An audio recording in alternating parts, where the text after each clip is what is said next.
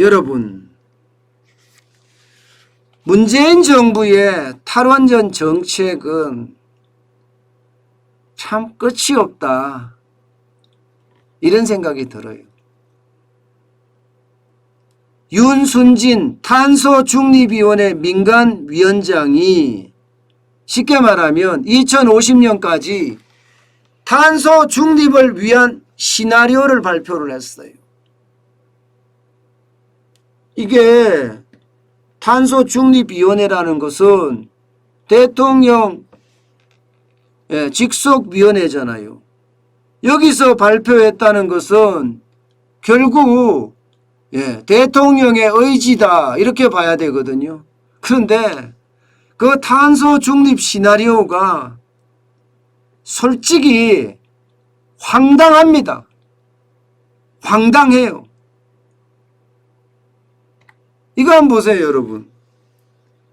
너무 황당해서 말이 안 나옵니다. 왜 황당하냐? 자, 여러분 보세요. 지금 탄소 중립 시나리오가 1안, 2안, 3안까지 나왔거든요. 탄소 중립을 가기 위한 시나리오인데 쉽게 말하면 이제 1안에서는 어떻게 하고 2안에서는 어떻게 하고 3안에서는 어떻게 하겠다는 뜻입니다. 뭐 말이 필요 없어요. 1안, 2안, 3안 전부 다 보면 재생에너지 비중을 1안에서는 56.6%, 2안에서는 58.8%, 3안에서는 70.8%를 가져갔다는 사실입니다. 여러분, 이게 황당한 게 말입니다.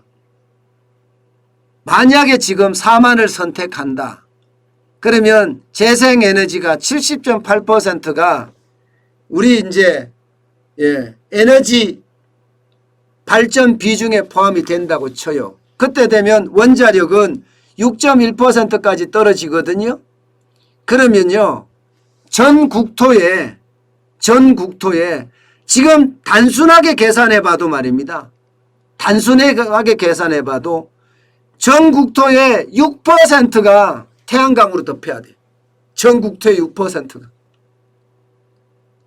야, 이게 진짜 말도 안 되는, 전 국토의 6%를 덮어본다고 생각해 보세요.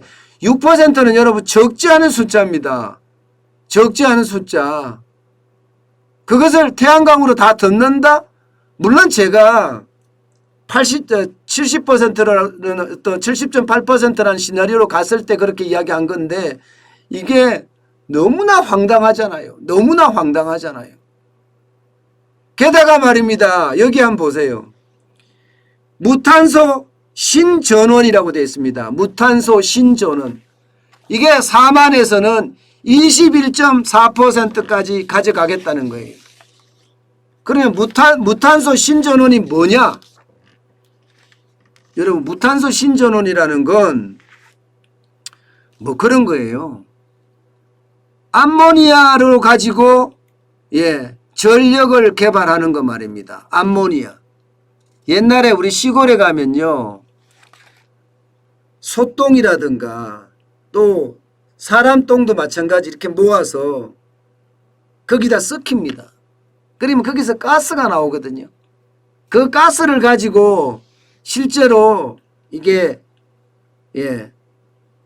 발전원으로 사용하는 경우가 종종 있었습니다. 암모니아라는 건 그런 거예요. 게다가 그게 대량화되거나 산업화되기에는 아직 멀었습니다. 아직 멀었어요. 이게 대량화나 산업화되는 시간은 굉장히 오래 걸릴 수가 있는 겁니다.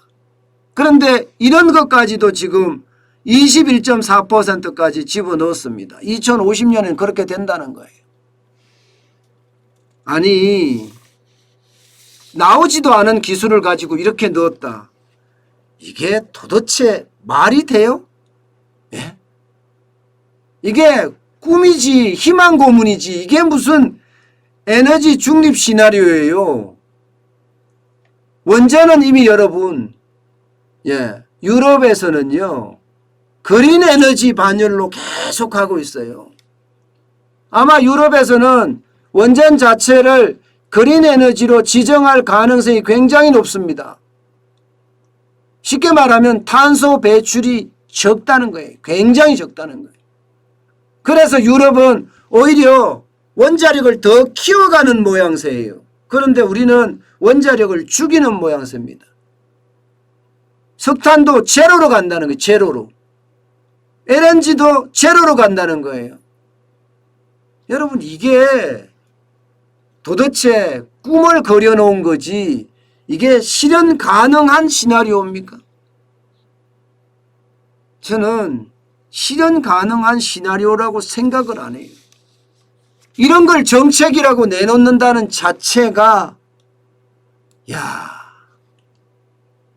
아무리 블루프린트 이렇게 이야기하면서 미래청사진이라고 이야기하지만 미래청사진도요, 근거가 있어야 됩니다.